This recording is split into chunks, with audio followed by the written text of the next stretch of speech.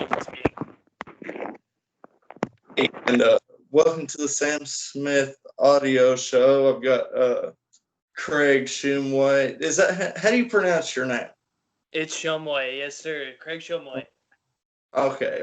I'm making sure that I pronounced it right. So, man, it's been kind of a hassle tonight getting you on the show. Hey, Skype has its ins and outs and all the connectivity and what have you, but hey, we got it going, and it's Yeah, excited to be on. yeah, yeah. I'm glad to have you on, man. I really love y'all's music, man. With Honore. Thank you, man. Thank you so much. Yeah, your vocals are sick, man. You do the clean vocals for the band, right? That's right. Yep, I'm most of the cleans, and Lane, the other vocalist, he's the screaming, and he does some of the singing as well.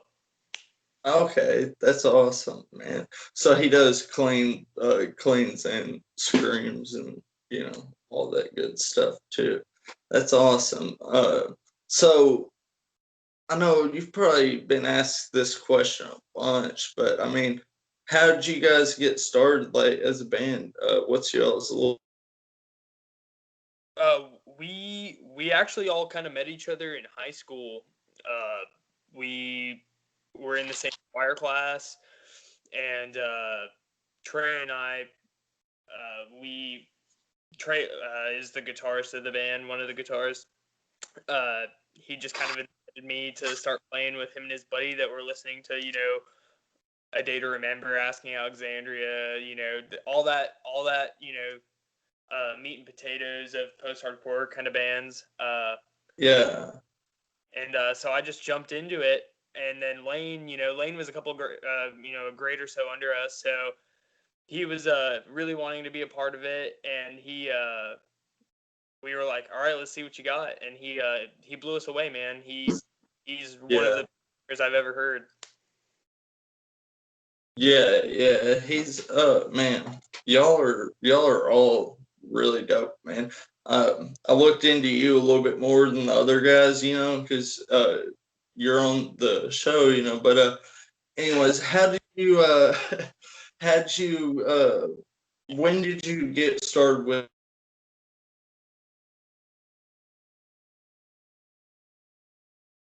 showing interest in that? How did that come about for you in general life? With what? I'm sorry, there was a little bit of a connectivity right there, a little bit of. Oh, how like when when in your life did you get started, or did you start taking interest in music? For me, man, it goes way back when I was, I think about 6 years old. I had a tragic death happen in my family. Oh, My cousins passed away from bacterial meningitis, uh, and he was, I believe, 16 years old. And I always remembered as I was growing up, and we were a really tight knit family. Uh, and I would always be sitting there as a little kid watching Joey. He would be playing. He always loved playing "Bad to the Bone," and just like kind of just this. He was really into punk rock and all this stuff. I would just watch him play electric guitar and stuff like that. And when he passed, his mother that Christmas gave me his first guitar. And at that point, I realized. I mean, even at 6 years old, I was like, I got to do something with music. I'm like, for me, it was like an internal picking up where he left off, keeping music in my family one way or another. So, and then as I fell in love with music around like 12 years old, I started listening to The Used, My Chemical Romance. I just yeah, I dove into the emo phase, and then I realized I could sing and I could, I had music in me. So it was like it was all possible, and it kind of legitimized it all, and I just never stopped. that's awesome, man. Yeah, that's really cool. Um, Shit. So this new song that y'all are putting out, man, do y'all like when's it gonna drop, man? Like, what's the exact date? So we've Have one? yes, it's kind of been kind of crazy with the date for the single. We're going to release this on August 31st. Okay. And it's the first pre-release on the album. We have another single coming out next month. Yeah.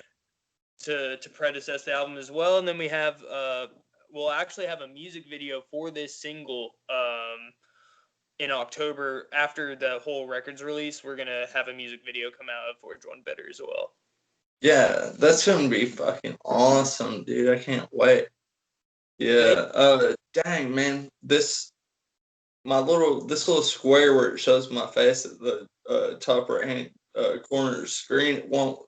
Um it won't I can't move it, and it's covering up like a quarter of your face, like your eye and stuff. But it's cool, man. It's trial and error. This is the first time I've done Here, like a lo-fi no, other way. Oh yeah, you're good. Maybe point the camera.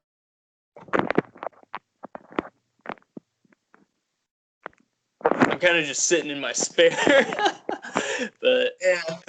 No, you're good, man. You just go back to the bush. Right there, that was dope. Yeah. Okay, yeah. Maybe, yeah. sorry, Over or whatever. there you go. Yeah. But anyways, yeah, dude. Yeah, this is a trial and error thing. So to everybody watching, I suck. No. No, But yes, I'm totally gonna promote this as like just a lo-fi, episode, man. So that's all fine, man. This is cool.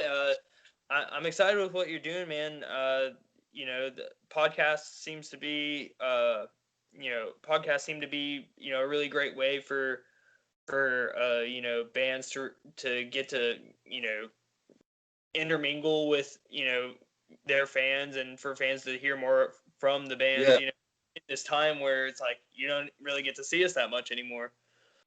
yeah. Yeah, I know. Shit, man, it sucks right now. Because we can't go to shows and stuff, and it's like shit was building up, picking up, and shit. The music scene, locally was like big, man, bigger than it's been for a long time, And then all of a sudden, it just came crashing down, man, and it's fucking ridiculous. I had plans for 2020. Yeah. You guys did too, yeah. Yeah, but man, it shit all over us, man. You know what I mean? But I mean, we could blame our fucking president for that, But because I mean, they could have done things to, get a grip on this stuff beforehand. I mean, we saw it happening in other countries and stuff, and just to be as naive to think that it's not going to reach us is just ridiculous, Or it's not going to get that bad. Man, it really is. I mean, this period of time that we're living in. I mean, with with COVID being where we're at right now in conversation, it's so crazy. It's unprecedented. We haven't seen it. Our parents haven't seen it. Anything like it. We haven't lived in times Yeah. like this. And all I can say is like, I, along with everyone, it as crazy as these times are, and times can be, like these can be just like divisive and just maddening, and everyone's kind of kemped up or uh, and freaking out, and not everyone's really just kind of waiting for this to be over. And I really believe, I truly believe that that there's like a renaissance to come about after all of this, because of how hungry people will be for music and art, and how hungry creatives will be to just finally Oh, that yeah. it's just going to be a new age, man. It's going to be, I mean, shows are going to be different. The audience, I mean, the days of coming to a show and people sitting down or just kind of standing there, I think those days are going to be over, man. I think that it's going to be more interactive. And I mean, I like to believe this, like just because how kind of black and white it's like how dreary it's of a shadow this whole kind of time period's cast over the music scene in this country. I'd really like to think that there's a rainbow after, or a sunny day to where we can just be ourselves as creatives again, and have the listeners and consumers and uh and just family and friends also get to participate in all of our projects again. Yeah. Yeah, man, for sure. Shit. I mean, it'll happen, eventually. I've been hearing some stuff about like a vaccine or whatever, So, I mean, we'll see what happens with that. Uh, I'm definitely gonna get vaccinated, so Yeah, as man. soon as I can.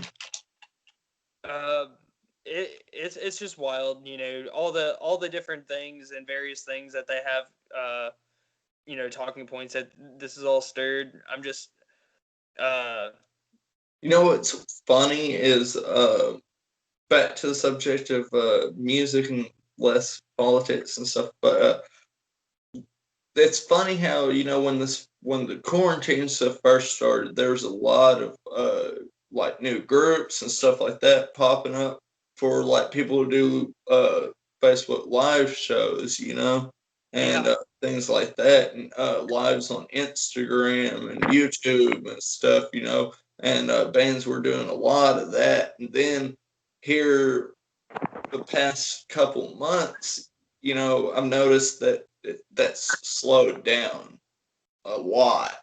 I haven't seen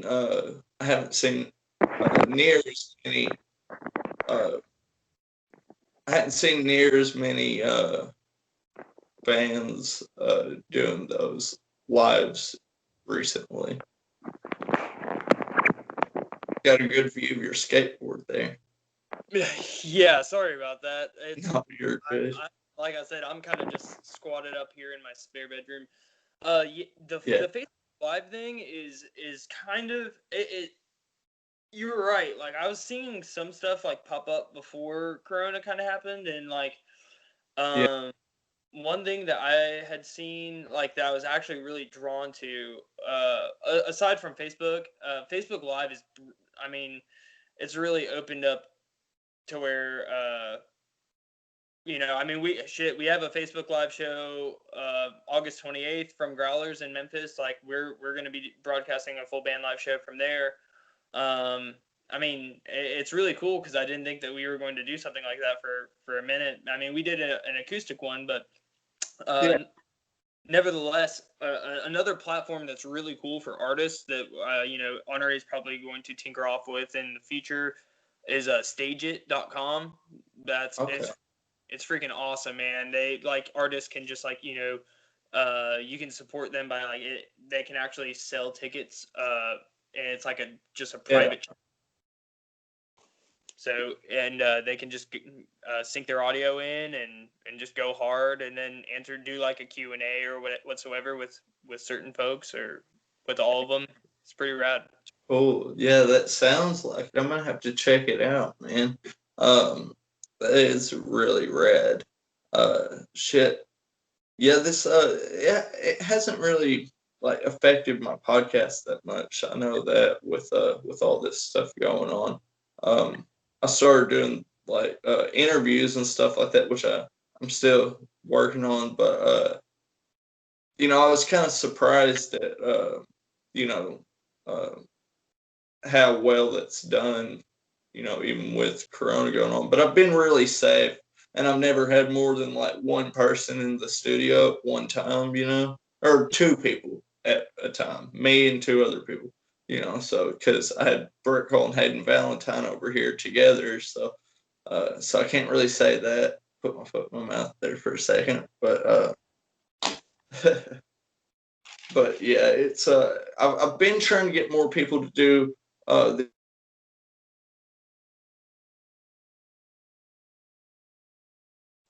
videos and stuff. But a lot of people don't like doing that. just about everybody that I've messaged that's been on the show so far, they're like, no, I'll just come over, to the studio. I'm like, all right, cool. I just make sure that I break out the hand sanitizer and wipe everything down, disinfect everything. You know what I mean? All my microphones get disinfected like twice before people show up, and everything gets wiped down, man, before and after they get here. So, you got to play it safe. Let's not take any chances now, man. I feel you. Yeah. Yeah, I know you live in Memphis or Jonesboro? I actually live in Jonesboro. I'm in Memphis often. But yeah, I live here in Jonesboro, and I help manage Tommy's Express Car Wash here. Oh, And nice. yeah, it's an awesome place, man. I have a great team, and there's great leadership there. So it's fun. It's fun, and it kind of keeps the wheels underneath me rolling while I'm pursuing music. So Yeah. Yeah, it's that it seems so you do it's full time there, right? Like oh yeah, man. I'm 40 hours a week, and I got a great crew of people underneath me and above me as well. That they're just, I mean, it's a corporate business, like a corporate franchise, but I mean, I just got there's just great characters that work there, and they make it what it yeah. is. Yeah, that I mean jobs like that are good for artists, they're flexible and stuff, you know what I mean? Whereas my job, it's not like really flexible, doing I do grounds maintenance, so but that shit sucks, because a lot of times I don't feel like doing anything sometimes when I get off work, and like I took a nap when I got home today, and then woke up and I was like, I got to go down here and get this shit ready for this podcast. Oh yeah, man. Yeah, I Right feel. now, but it's all good. Was you gonna say something? Oh yeah, I was just saying, like, yeah, man, like the drive to keep going. It's Yeah, like, I've been watching Gary Vaynerchuk quite for a little bit, and it's like all about the time where you're not at work, not sleeping. What are you gonna do at that time? And you know, yeah. when creatives just pour themselves into that time, shit just happens, and it's electrifying, man. It's awesome. It really is, man. Yeah, I love Gary Vee, man. He does a good show. Gary V's the man. He really is, dude. I got into the Joe Rogan experience, and then that's where I saw Gary Vee, and I like Steve O's Wild Ride. Yes, yeah, man. How about Steve? And You guy duct taped himself to a billboard the other day. Shit. yeah, yeah. Have you seen his podcast though? Have you watched any of it? I've not, to be honest with you. Oh, I God, always. it's so fucking like it's growing, a lot. It's getting big. I mean, he's a famous guy though, so it's not surprising. I mean, he had fucking thousands of followers like the third day that it was up. Wow. Yeah. Yeah. That's Yeah. got draw. He's got. I mean, he's been doing his thing for. I mean, I guess a couple decades now. Oh yeah, for sure, man. I mean, he brings a huge following in with him with anything that he does. So he's just got those diehard fans, that are just gonna, just support him with whatever, you know what I mean? And Yeah. it's really cool. I think a lot of his fans are, they're genuine fans though, man. You know what I mean? Um, Whereas, I mean, some people just follow motherfuckers to look cool. You know what I mean? Right. Right. Just for the hit of the button, man. It's a weird culture we live in. Mm-hmm. With the online, the social media, and the follows, likes, comments. So it's so finicky and fickle and just quirky and weird, and it matters, but it doesn't matter. Sorry that Yeah, that keeps no, but you're good. uh Yeah, man. It's like it's a necessary evil, this social media stuff. Yeah, yeah, I know. It is, man. I think it's all about how you use it. I Right. mean, there's flaws to it. I mean, and it can be addictive. That's for sure. But I mean, too much of anything is bad for you. So anything can be Too, addictive. too much of a good thing. Yeah, It's true. yeah. I'm not gonna lie, man. There's times where I think, man, I'm addicted to Facebook and shit, or I'm addicted to Instagram because I'm on Instagram and Facebook a lot. And shit, just scrolling through there. It's but most of the time I'll tell myself like, all right, I'm putting my phone down. And I won't touch it for a couple of hours. So Yeah, it's always good. Me too, man. I do the same thing. Like, there's just certain times where it's like this is just gonna sit on the counter over there for until I'm done with it and take a breather from it. I mean, yeah, between the constant bombardment of like buy this, watch this, buy this, watch this, listen to this, and then just negativity, or believe this or believe that, and you're just it's like you're sucking you into a portal. You're like, oh, you forget yeah, person. There's shit out here, and yeah. I'm so guilty of that, man. Just because like I'll be at work and then it just sucks me right into the portal sometimes, and you just Uh, gotta ah Yeah, it sucks, man. Yeah, I do good at staying off my phone at work. It's lunch break that gets me, man. Fucking every time. Go on lunch and I'll be like, man, I'm just gonna check my phone, and then next thing you know, I'm scrolling fucking Facebook and Instagram for the next 30 minutes. My lunch is over. yeah. Fucking eat. But anyways, back to Honore. So the writing process, do you guys all take part in writing the songs, like the lyrics, or do each of you have songs that you've written, by yourself and stuff, or how does that kind of work out for y'all? It's it started like let me just start with like Ursus. That's our 5-song EP that we debuted with last year. Um, that was written solely by Trey, the guitarist, and myself. Like Oh, I wrote all the lyrics and melodies to it, and even the scream parts. And reason being is Lane. We were all me, Lane, and Trey were living together at the time, and Lane in Florida of all places, because we were originally trying to start Honore in Florida. We all met back in the day and tried starting bands and whatsoever. And once we were adult and I had moved down to Florida, I was in the works of trying to start up a pop punk band.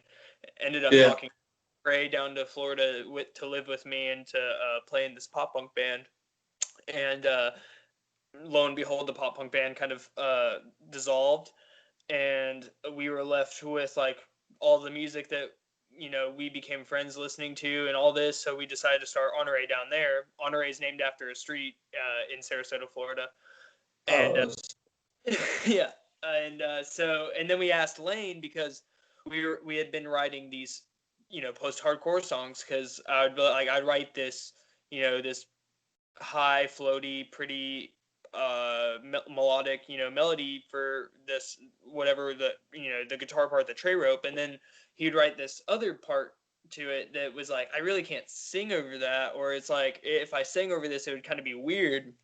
And then it like clicked, like this is a scream part, I can write screams over this. So yeah, as 2 or 3 songs came about, which eventually got thrown onto Ursus, uh, it was like we called Lane and we're like, hey man, do you still scream? And he screams like nothing you've ever heard, like screams like a demon. So uh, you know, he moved down there with us, and we tried to get Honore going, and it never really came together. And Lane ended up moving back to Arkansas because of a death in his family. So me and Trey followed up here, and that's where we met the other three. Well, we got together the other three and made a 6-piece.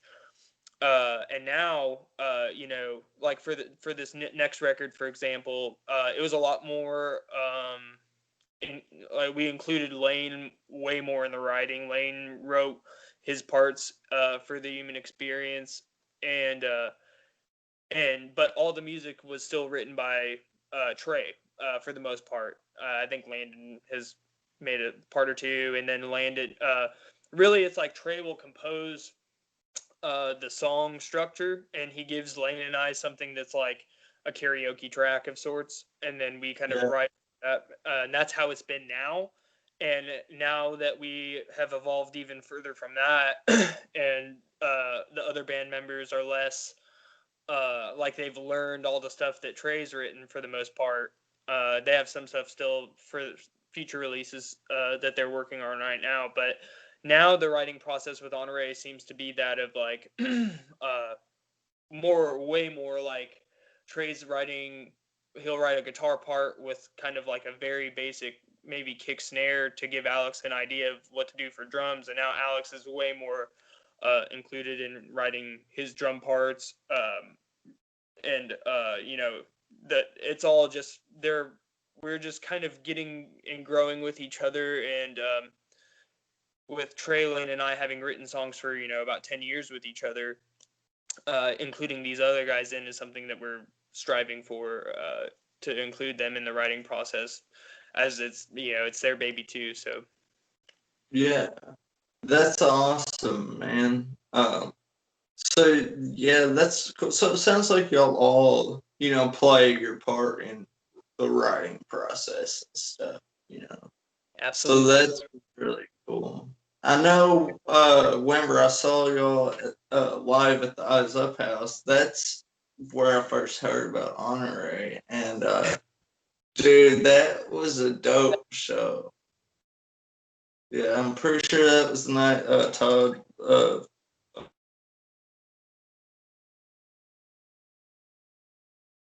pretty sure that was the same night, wasn't it? Yeah. I believe so. Man, that, I mean, to this That's night, got a million views on that video, the Onward yeah, video. yeah, I love that band. Uh, Me and Corey were actually old neighbors. The drummer of My Hands Were. Yeah, I I used to live. listened to his podcast. Yeah, Crash Cast. Yeah, I love Crash Cast, man. They're super, super cool, man. I didn't even know about it until after I was doing my podcast for like 2 months, and somebody was like, "You gotta check out Crash Cast," and I was like, "What?" And that was, it's a local podcast, and so I checked it out. And man, I've been listening to them, to his stuff ever since. Man, he's really, really good at interviewing people, but he's been doing it a lot longer than I have, though. You know. Yeah, absolutely, man. And Corey's he's a conversationalist anyway. Man. He's such a fun, just jubilant person to talk to, and he's passionate, Yeah. man. I just love. I can't speak enough about Corey Fisher or Justin. Just like all the My Hands to Work guys are just. I mean, they they're exceptional. They are just amazing. Yeah. They're amazing to watch. They're amazing to listen to, and to this day, that is. I could probably speak for all of Honore that was our favorite show. That was just phenomenal. That show was really dope, man. I love how all of you guys, I mean, damn near all of you guys in the band take part in singing. Like, you all have a part, man, that you sing, man. That's so cool, dude. I love that. It's unique, you know. Thank you, man. Thank you. And something that's cool and that, like, you know, a lot of folks don't even really know yet is that, you know, Alex, our drummer, he's unclean vocalist himself, and he's actually Yeah. gonna be included on the record, providing some screams too, and he does it live, and it's awesome, man. It just fills us out so much. Yeah, dude, that's so cool, man. Who's gonna shoot y'all's music video that y'all are Uh, gonna do? It's going to be Joe Lane of Anointed Media. Yeah.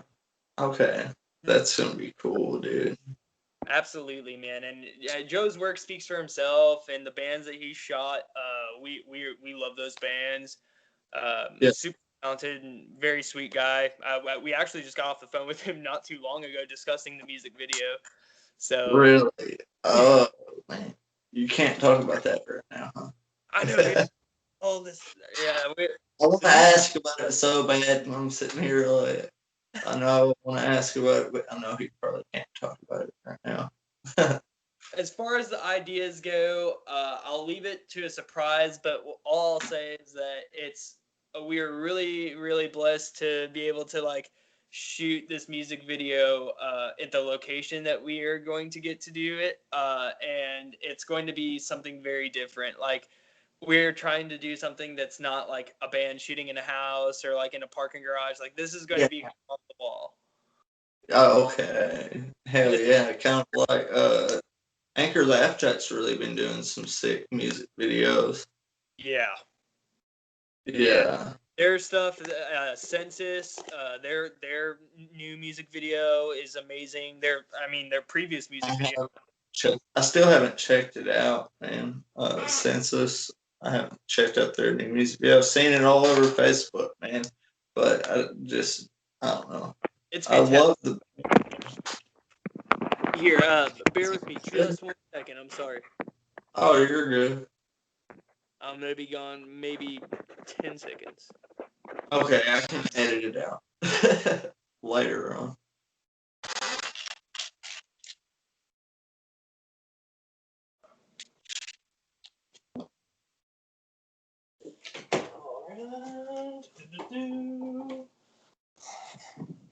I'm about to be back. Sorry about that.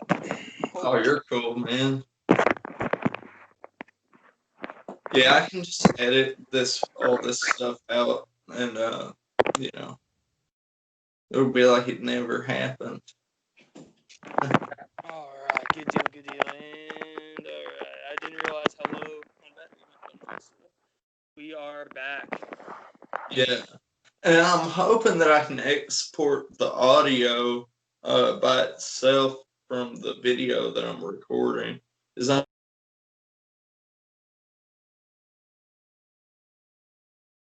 how that works, man? It says it's recording, so I'm gonna trust it, But Absolutely. yeah. I don't know why my link that I tried sending you through Anchor, that's the platform that I record my podcast with, and they distribute it and all that kind of stuff too. So and it goes out from there to every major listening platform on the internet. So Apple Podcasts, Google Podcasts, which Apple is a bitch to get on for anything. Getting like a podcast up on Apple is ridiculous because you have to have like a certain amount of fucking listens and plays a month and all this ridiculous. Wow. So they're like vetting people as far as podcast goes. That's crazy. Yeah, Google Podcasts, I love them because anybody can post something on Google Podcasts. Yeah, Microsoft and those guys. They're better, man. I'm not a big fan of Apple. They've let me down. Yeah, they all they got with me about now is just my iPhone. That's about it. And Oh, dude, they're so expensive. yes, yes they are. I still have one. I don't know what it is, but it's not the new one. It's not at all. Yeah. No, I went to Walmart and I was looking at phones and they had an iPhone SE, and I believe that's the phone that came out like in between the 6 and the 7, and it's like it's over $100 for that. And I was like, I'm not paying over $100 for this fucking phone, man. And then I got the Galaxy A20 for let's see, 164. So I was like, I'm going with that. It's a way better deal. Because the SE is so basic, it's only got one camera. Hey man, that Droid and Apple, they're really clashing and battling, and so are their customers. Android comes out with a phone every 4 months, though. Yeah, That's the only thing with them. Like I just got this phone, and then they came out with the Galaxy S10 like just a couple months ago, and now they came out with the Note 20 already. So they're like doing pre-sales for the Note 20. they're like, dude, call it something else. You're at like number 20. It's like now what I Yeah, call like 154 kind of thing. yeah. Oh yeah, dude, that phone's gonna be sick. Wonder how much money that's gonna be. Oh, Dude, Elon Musk oh, sorry. trying to create some shit where you could put listen to music like directly through your brain I've waves. heard that. Dude, that's fucking crazy. You're I'm, probably gonna be super rich to get that. It's not gonna be accessible to people I'm like like, that. hey, some of us freaks hear music in our brain anyway. Like, it's just Yeah, rolling. yeah. It's already there, man. Yeah. I mean, shit, dude. I've got Taking Back Sunday and stuff buried in my fucking brain. You know, a lot of those songs. I love that band, man. Their Louder Now album is a huge inspiration. That's for sure. Oh yeah, it is. I also like the Used and man, all of those bands. Those are what I grew up listening to. I listened to black metal too, though, like Cradle of Filth. I know Oh, they're real controversial, but I love Cradle of Filth, and no one can tell me that they're not talented. They are fucking talented. Their female vocalist is fucking dude. She gives me chill bumps every time I hear her sing. Man, Nymphetamine is a fucking classic. Ketamine Fix, dude. Dude, yeah, They have two versions. They have Nymphetamine and then Nymphetamine Fix. The Yeah, Nymphetamine Fix is like one of the first songs I ever heard by them, and I think it was the first song I ever heard by them, and like uh the how his vote like Danny Filth's vocals are just like the most crazy because it's like high and low, and it's like I don't yeah, know if that's a tractor, if he's mic cupping or what he's doing, man, but it is hellish. It's hellacious. It's crazy. So that band is wild. right. Yeah, they are, man. Yeah, Danny Field, man, he's got a fucking he's got his own voice. I mean, I haven't heard anybody do anything like what he does on vocals. He's the only one that I've heard, with that particular style. You know, so that's why I like it so much. You know what I mean? And then I love how their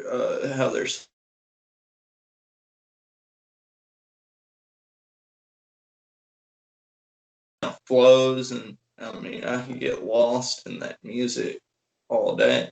I like another old song they did was "Fetus of a New Day Kicking," and that shit was that shit was hard when it first came out, man. I'm gonna check it out. I've only really heard I've probably heard like a handful of songs, but off the top of the head, like I know that I have an Amphetamine Fix like locked in and Yeah, saved, and I'm gonna have to do a little bit more exploring of that band. yeah. Oh, dude, they're worth it. I don't even know if they're a band anymore, but I mean, the music I haven't heard anything new from them in fucking years, man. But I'm sure like all their old stuff is still fucking. It's great. I remember like as Blood Runs Black and those bands. Oh Uh, yeah, I yes. used to want to do. I used to want to do vocals, man. I used to really be into like death metal and shit. I wanted to start a fucking like a Cannibal Corpse style band. You know what I mean? And and shit. But I couldn't get anybody on board with it. You know how hard it is to start a death metal band here in Arkansas? Man, I have sort of an idea, but I've not really tinkered in that genre. But I know it's just as far as like if you're trying to start a Getting rock, people on board with it, you yeah, know, because I mean, putting a pop punk band together or a hardcore band together in the South is one thing, you know. But I mean, black metal and death metal and shit, that's extreme for these people. yes, yeah, they're like, you ain't from around here, are you? Yeah. Yeah. Boy, you lost. Yeah. Yeah, man. It's Arkansas, you know, I love so much about Arkansas. Like, I mean, hell, I moved from Florida here to here. But you know, I love how much of it is just like kind of untouched by the madness of the big city and stuff like that. Like they're just like Yeah. little.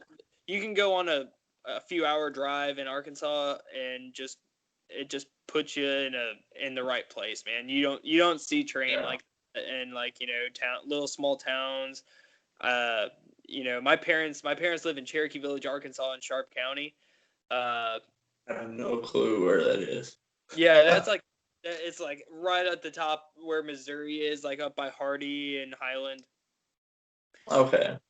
But it's untouched by like time, man. It's like time stands still there. It looks like it's like I mean some of the buildings and shops and businesses there, they've been there for 100 years, 200 years. So it's like it's crazy, man. Yeah, that is crazy, man. I love the drive up to Mountain View, Yeah, Arkansas. love Mountain View.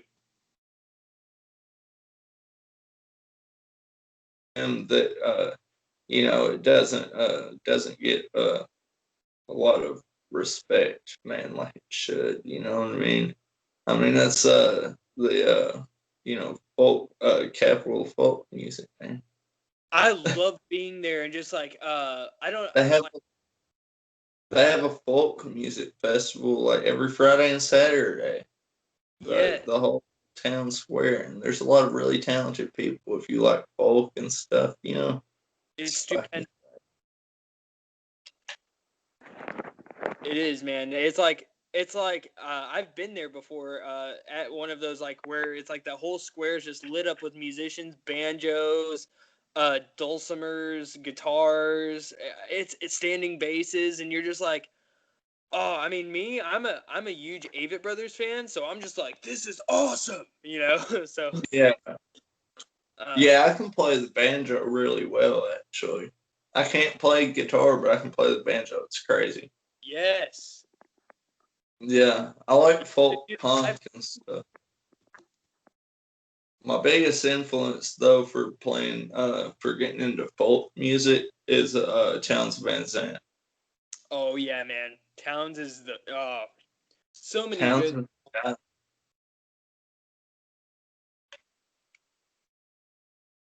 Yeah, like that guy is just like hit after hit. Really, like Mhm. his songwriting is fantastic.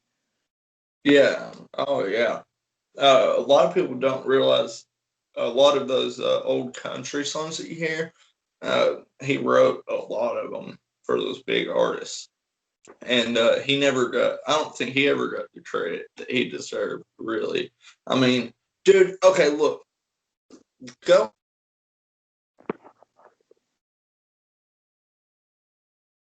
It's his song, right? And then go and listen to Willie Nelson and Merle Haggard's version of Poncho and Lefty. It's not as good, dude.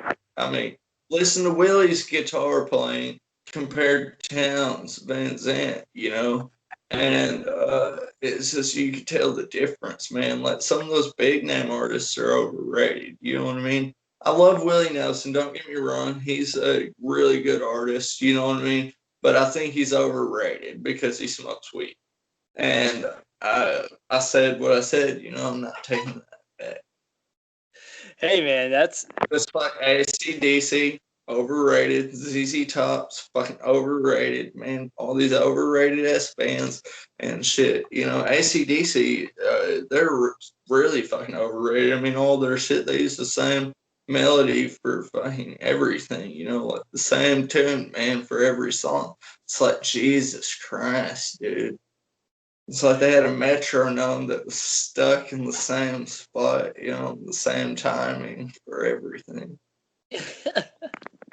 Yeah, man, they're AC/DC. I can't even tell you how many houses I've painted, or like how much work, like just how many weeks of work I've had to hear AC/DC just going, man.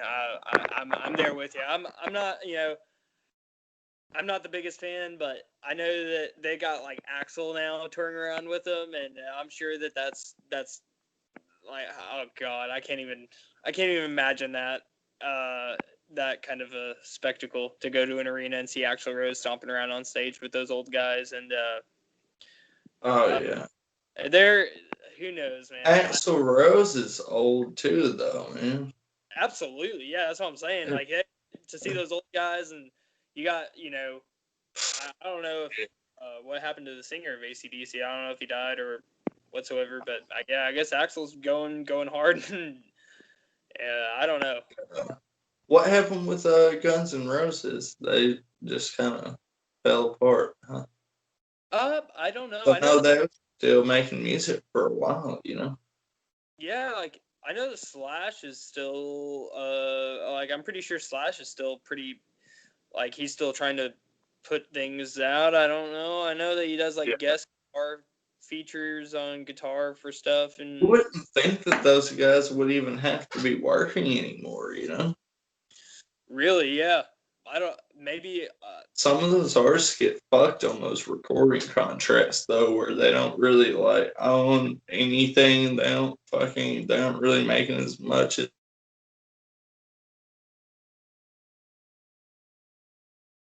It's a lot of times they could just lose everything. You know, the recording studios just like, we're taking all this shit back. You know, you had an album that didn't fucking produce, man. You know, like produce any follows and fucking plays, and you can sell this many albums and shit. You know, so we're just gonna have to drop you, man. Go and find you an apartment somewhere and back to the streets, man. You know, it's real shitty, man. Those big recording labels are fucked. they I mean, it's true, man. Some of these contracts, some of the contracts out there are pretty brutal, and uh, have a lot of fine print and have a lot of implications. I know that, like, off the top of the head, like, and I think a lot of it too is like the artists, like the artists having like a ravenous desire to be somebody, or to get into that kind of limelight. Like Elvis Presley, for example, I know that his manager, uh, like takes like 50, or took like 52% of everything he ever made. And Jimi Hendrix, it was like between 75 and 85%. Uh, and Elvis's was just like, he didn't read his contracts or whatsoever. But Jimi Hendrix, I love Jimi Hendrix, huge inspiration. But as far as, he was so much so into, he was so much of an enigma, and so just like passionate about playing and creating music and doing his own thing, that he told his manager, just like, give me money when I need it, and drugs when I need it, and let me play shows when I want, and you keep the rest. And yeah, how much fortune he was giving that guy. But that's what I know, like, as far as I know from those two. Yeah, yeah, man. Shit. I thought I had a. Nope. I didn't put my Jimi Hendrix album up on the wall, man. I was looking around here. I've got all these classic albums. Yeah, those are all originals. Oh man, no, the Pink Floyd. Yeah, yeah, it's an original, man. Fleetwood Mac and that Fleetwood Mac album's an original album. And then this Pink Floyd album is an original album. Both of the Pink Floyd albums are originals, you know, Dark Side of the Moon and stuff. And then the Cheech and Chong album, you know, I love that, man. And then Yeah. I've got a Bob Dylan album over here, Space Oddity by David Bowie, Okay. the original Abbey Road album by the Beatles, and an original Janis Joplin album beside the Beatles, man. So Oh, dude, that is killer. I it's think I, all my dad's old shit, man. That I got whenever he passed away. You know, uh, he had a fucking cardboard box in the closet, and all these albums from when he was a kid and shit. You know, were just stuffed in these fucking boxes and stuff, man. And in the closet. I guess he didn't realize like what they're worth, you know. But I mean, they're pretty dinged up and shit like that. And, you know, they've been played a bunch, and but still having the jackets for them, dude. right. That's what I love. You know, I need to get some actual frames to put them in to try and preserve them a little bit more. I was gonna see. I think I have my records in here somewhere because I have a few myself. Yeah, Because I was kind of just chilling here in the spare. I don't know where they went off to, but I have a few vinyls. I know I just got my most recent one was my oh, here they are. Yeah. Holy cow. This is cool. We're whipping out the vinyls, man. yeah. I just got this one. This isn't a vintage one by any means, but this is Royal Coda, Kurt Travis. Oh, dude, that's dope. Yeah, the Kurt Travis, Sergio Medina. Like, this was my favorite album of the year for that particular. Man, just what a. I have Avett Brothers records here. I'll just. Yeah, I came home from work and I had a Three Cheers for Sweet Revenge by My Chemical Romance album, vinyl. And I came home from work and my kids, they're like 3, 4, and shit like that, you know, and they were playing frisbee with it in the backyard. I was like, holy fuck. And the jacket was laying in the grass. And like, Oh there's no. 3 adults at the house and nobody saw them get it. It's like, you know, kids can be sneaky, dude. And I was like, oh my god. But at least it wasn't like the Beatles Abbey Road album or the fucking Dark Side of the Moon or something, you know. Uh, My Chemical Romance is bad enough, but I probably would have had a heart attack if it was one of these older ones like that. Absolutely, man. I mean, that's those are irreplaceable anyway with the second Yeah, album. that Three Cheers for Sweet Revenge album that I had was brand new. I took it out of the wrapper and shit, you know, myself, and it was printed in 2000. That was an original, Yeah. and I found it at Best Buy. Wow. So yeah, so but Oh man. it completely got ruined though. So I mean, like it wasn't playable or anything like that. So I ended up leaving it behind whenever I moved. I was like, fuck, I don't need that now. I can't even put it. And then my record player, somehow the needle on my record player got broke off, and it was like $30 turntable, man. So I was like, fuck that too. You know, left it behind because I couldn't find a needle for it anywhere. So I was like, fuck, man. It was one of those Billboard record players. Oh yeah, I yeah. found it at Family Dollar and shit, and it was like $20, $25, something like that. But I got my money's worth out of it, you know. It's shit, man. Everybody in the house, like my sister and my girlfriend and me and shit, like anytime we'd be cleaning the house, we'd fucking put on either the Beatles, Janis Joplin, or you know, or fucking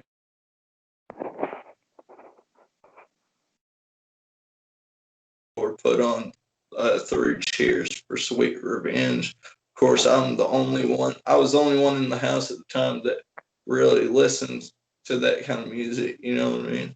My girlfriend does a little bit. She mainly listens to like rap stuff. Yeah, but I like rap.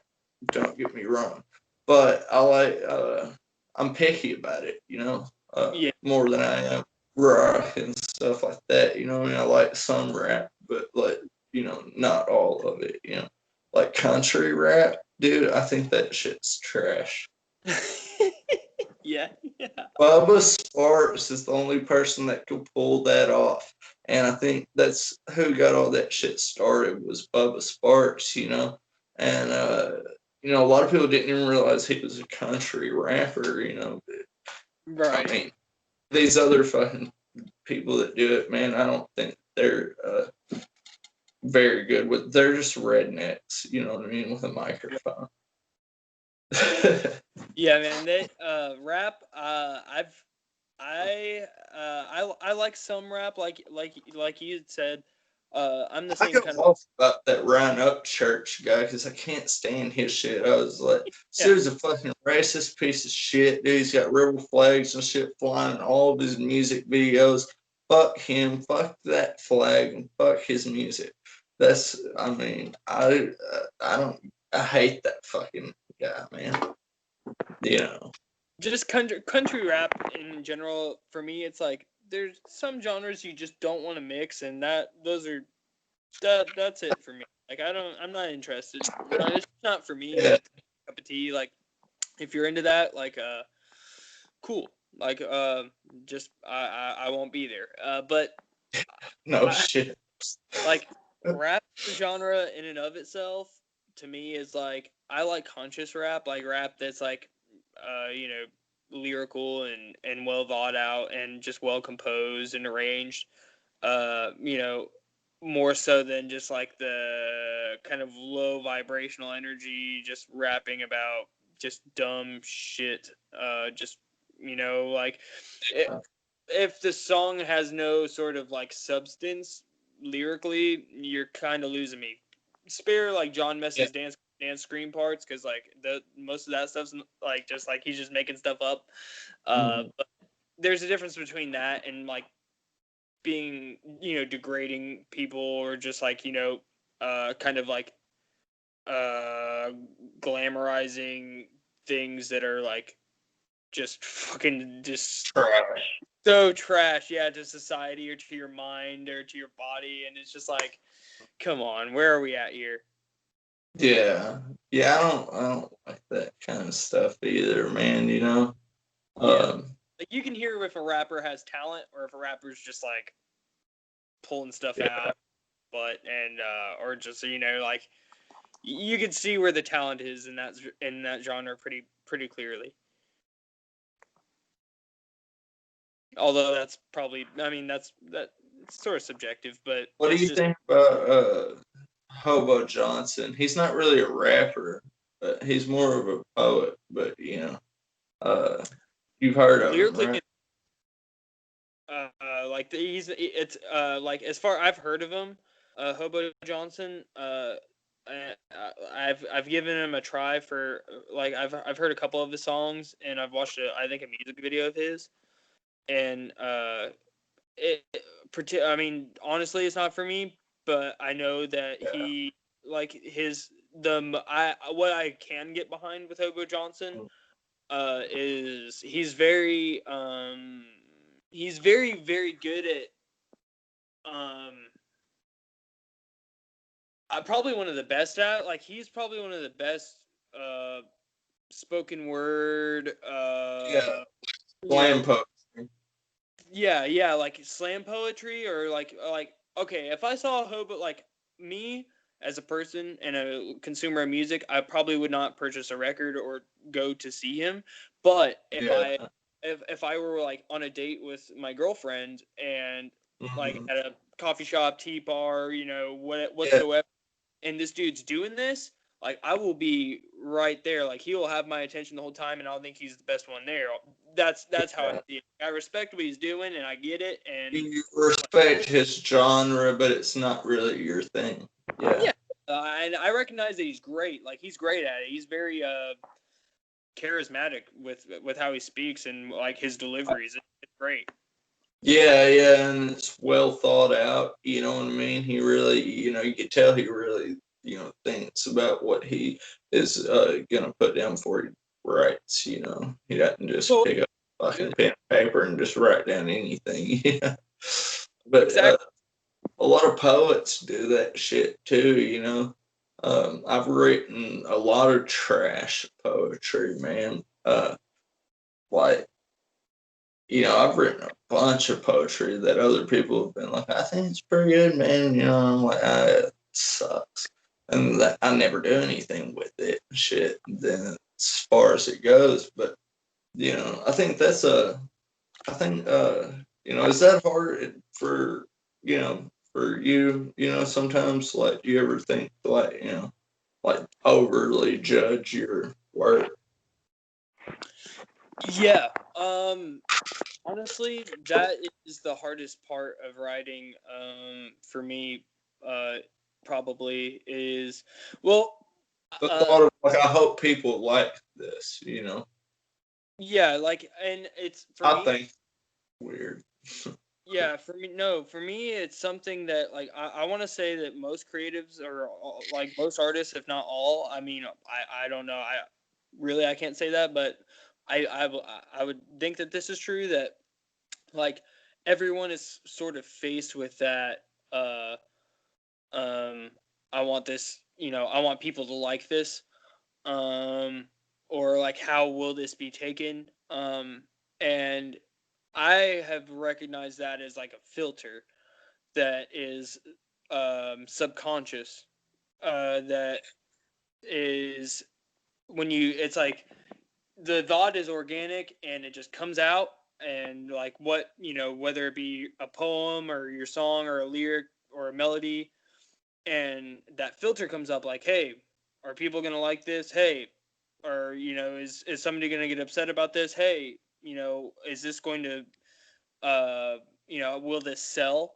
And that when I remove that filter, like, cause it's there. I'm always faced with it when I create something. But if I stop and see that's like a screen that my brain's like wanting me to push my art through, it's always much better art for me if I remove that filter before and not push it through that, because it's Yeah, just it's more meaningful. It's organic. yeah, I get that, man. Yeah. What would if you was if somebody was to ask you like for like advice or whatever, on like the writing process and stuff, what would you say to them? Like, what would be your advice? Of course. I for songwriting, I would say, especially for lyric writing, from what I've learned recently, I've actually had some songwriting lessons here recently uh from someone really cool, Connor Murphy of Foxing. Um, I've kind of got to sit down and do some Skype sessions with him, and kind of get constructive with myself on songwriting. And Okay. and in a nutshell, for me, one of the most important things now is um, that my songs have a thesis or a meaning or a purpose, each one. And it's because like, for a lot of Ursus is about, um, our first release. It was about, really was is a time machine or a time capsule of where Trey, Lane, and I were mentally.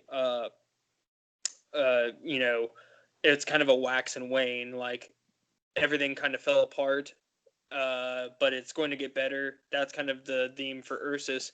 But lyrically, it's done so in a way that's kind of, I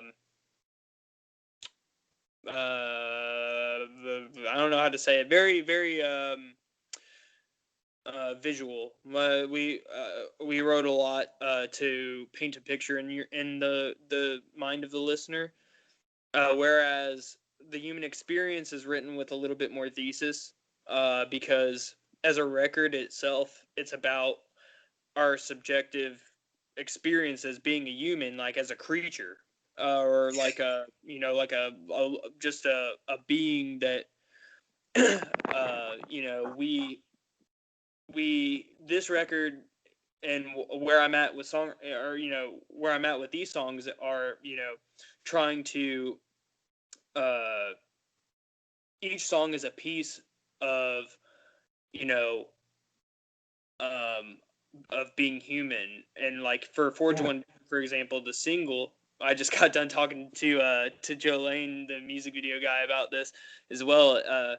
Forge One Better, especially, for example, is kind of about being in the struggle of, there are these things about myself that I dislike, or that I don't like, or that I'm not comfortable with. Yeah.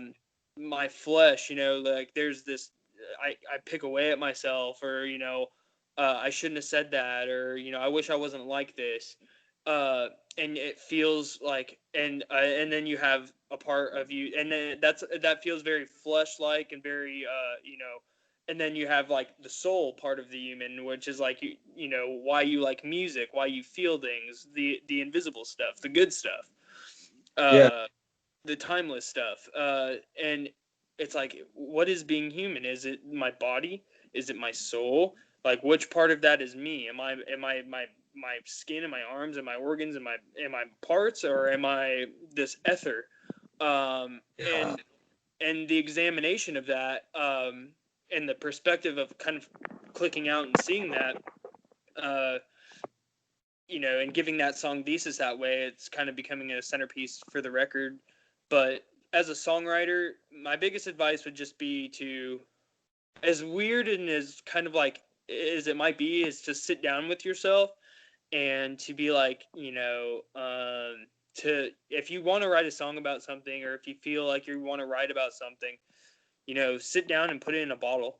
Sit down and write about it. Write everything about it. Everything you can about it. What it looks like, what it feels like, what it sounds like, why, and get a good thesis down. And then um, I would say, try to make your choruses and your hooks that thesis statement in and of itself. Like Mhm. like, this is what the song is about. Like, if it's I don't care at all, then your chorus is literally like I don't care at all, if that's what the song's about. And then your verses be whatever, just describing it. Um, just uh, Mhm. I would just say thesis is the most important. Purpose, having purpose and reason for your songs. It's also fun to just write fun songs that don't mean shit to anybody, or that are just Yeah. wacky. But having that purpose and finding it, and making it clear in your songs is how, well, what a lot of successful artists do. Yeah. Yeah, man. And that makes a lot of sense. Thank Um, yeah, just sitting down, getting in touch with yourself for a little bit, you know what I mean? Yeah. And those are big questions, that it's good to ask yourself multiple times in your life, on the question of who am I? What am I doing here? And what's my purpose, and where do I come from?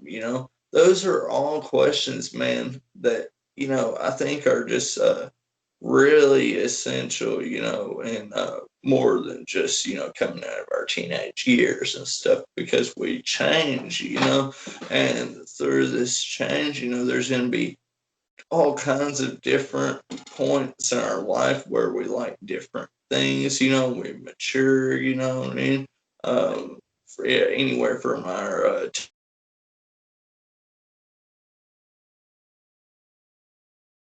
it all changes over the years. And, there's a problem if it doesn't. And like, I was talking about ACDC and, you know, Willie Nelson and stuff, being a little bit overrated. It doesn't mean that I don't like them, because I loved those bands at one point. I used to love Metallica at one point. But then I heard about stuff like Cradle of Filth, All Time Low, Cannibal Corpse, and fucking Taking Back Sunday. And all of those genres are from me growing as a person, you know what I mean, to discover new things, and finding out new things about myself, and my interests. And so that's a really cool writing process, 'cause that's how I go about writing a lot of poetry that I do. And a cool thing that I tried the other day is, I know a lot of people use, metronomes. You mainly think of a metronome as something for, a guitarist or, a drummer, guitarist, or a bass player or something like that. Usually think about instruments when you think of a metronome, right? Well, uh, sometimes it's hard for me to imagine the rhythm of a song or even a poem whenever I'm writing. And so I'm like, I know that I can make the words rhyme and stuff like that, but what's going to be the rhythm? So I took a metronome, man, and I put on a metronome about 2 days ago. And I used the metronome during the writing process, as well. And I was like, this is fucking dope, and that it works, it helps you to find that rhythm while you're coming up with the lyrics. So, the time and stuff that it needs to be on, and you can write it out. It's that sounds weird, right? But No, that sounds awesome. That sounds like a good method of getting stuff, man. Songwriters should definitely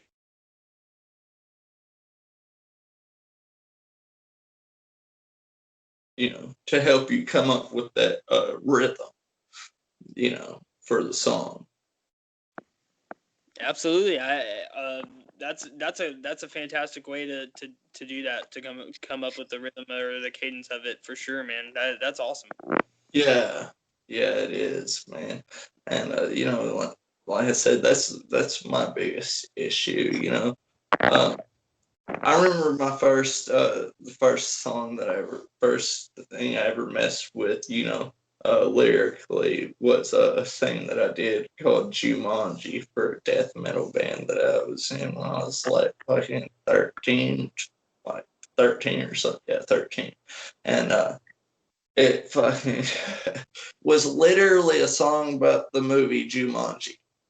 Because I was stoned and I just watched the movie Jumanji and I was like, really, I mean, I could write a song about like the darker side of Jumanji and turn it into a death metal song. This fucking makes for a great death metal song, you know what I mean? Speaking on writing songs that are, just kind of, like little bullshit songs or whatever, that don't really mean anything to anybody. So I thought that was a fun. I still remember that, man. So one of my best memories to this day because it was just fun, goofy, thing, fucking around with my friends and shit. And I remember that band. Man, we tried to make something work, but we had a hard time, man. We had a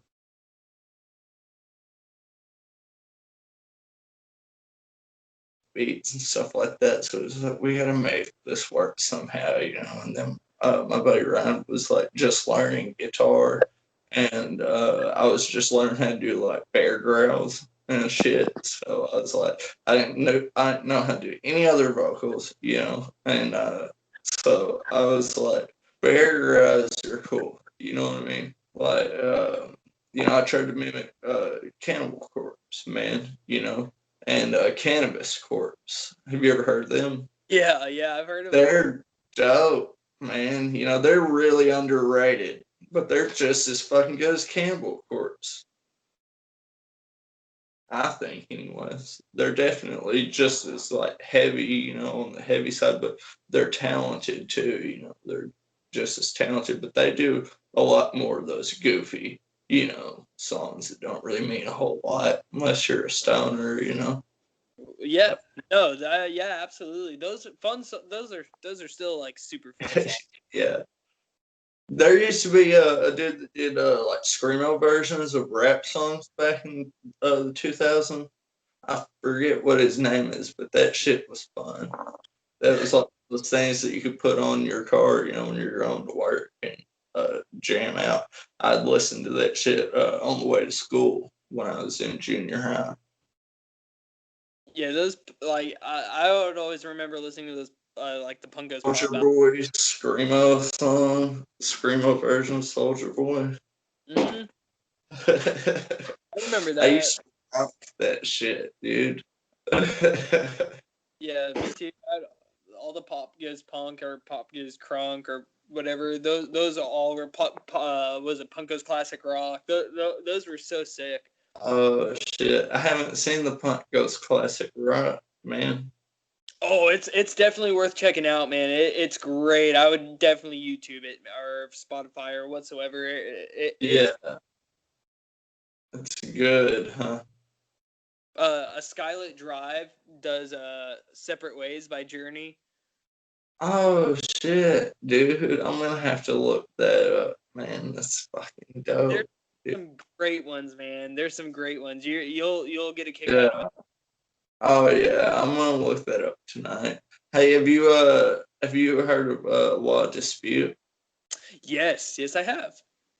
Yeah, yeah. Do you like them? Yeah. Oh, yeah, I man. meant to ask you that when we was talking about Hobo Johnson, because they're kind of like they do kind of like the spoken word thing too. You know what I mean? Yeah, So I've heard some of their stuff like that. That is that it's they're so unique, dude. Just because of that, really. yeah, they go about it a lot differently than he does. Though Yeah, they go with the pop punk, thing a lot more. Where whereas he's doing more of the slam poetry. But I love that shit. there. What's up? Yeah, like hobo, like Law Disputes music is so just like unique and like they're like their delivery is much different than his, but yeah, his they're like them as a band. I mean, kind of like just great lyrics, but their music's unique, man. It's really just kind of crazy and spastic. Has a wild side to it. But Yeah, yeah, I really like that. Yeah, I know there's a little bit of lag here with the Skype call, but it's all good though. yeah, it's been like spot like kind of patchy here and there. Yeah, yeah. I just figured I would say something so, viewers and stuff don't think that I'm talking over you and shit like that purposely. Oh no, it's been a great combo, dude. Yeah. Well, again, man, I can grab like have a few of the guys on or something. Yeah, yeah, that'd be cool, man, to have a few of the guys on and next time, we can collaborate on it a little bit more, you know what I mean? And Yeah, I'll have you a freaking know, up. We'll be ready. yeah, yeah, yeah, we'll be ready next go around, And shoot, this is only the fifth episode. Hey, hell yeah, man. Well, I'm excited to be at number 5.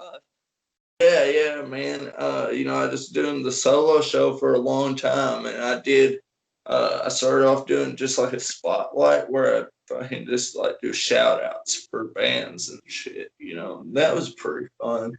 But I'm enjoying this a lot better, you know what I mean? I get to meet a whole lot more dope people, man, you know what I mean, that are into the same things that I am. And yeah, it's been really fun, man. And I appreciate you coming on the show and all of that. You want to plug in Honore and or anything else, man? I'll go ahead and wrap it up for the folks, and I want to say thank you to you, man. It's been a great great convo, and to be episode 5 is an honor. Oh, man, it's an honor having you on, dude. Thank you. Yeah, we'll make sure to shout this from our rooftops as soon as you have it published and all that. We We have a show August 28th. So just on our social medias, we'll link it on to all of those from Growlers in Memphis. That's where we'll be putting it on at. And then at the end of the month, on the 31st, we will have Forge One Better out for your listening pleasure. Yeah. Next month we'll be watching The Earth Breathe, the next single, and then in October we'll have the Human Experience record out for everybody, as well as a music video. So a bunch of stuff happening. Some stuff I can't obviously we got into that that we can't even really talk about because we're picking up steam and maybe next time whenever y'all can come on to like promote it when y'all get the music. Yes. Yeah, I'll definitely do that, man. We'll hook that up for sure. Yeah, that'll be cool, man. What's the links to your Facebook pages and Instagrams and all that? Yes. So Facebook should be Honore Official, like www.facebook.com/Honore Official, I believe. I might be wrong. Just search Honor with an E with a little accent like Pokemon over the end of the. That's a fast way to find us. Instagram is We Are Honore. And I know that we have a Twitter. We're just now getting onto Twitter. We're kind of young grandpas in that sort of sense. Oh, I have Trey like we have to utilize Twitter, and I'm like, I know, I suck at it. So we're getting that going. And we're soon to open a Patreon, and just get a few more social media things plugged away. Our honore.band is our website, and we go a lot through Instagram mostly. That's like our main platform right now. But man, it's fun, and we're picking up steam and having a blast doing it. It's awesome. Heck yeah. Well, if you're watching this video, go and give these guys a like, a follow, and a share. Check out their shit. If you like hardcore music, man, you're gonna love them. It's a good mix between hardcore and pop punk, and I fucking love it, man.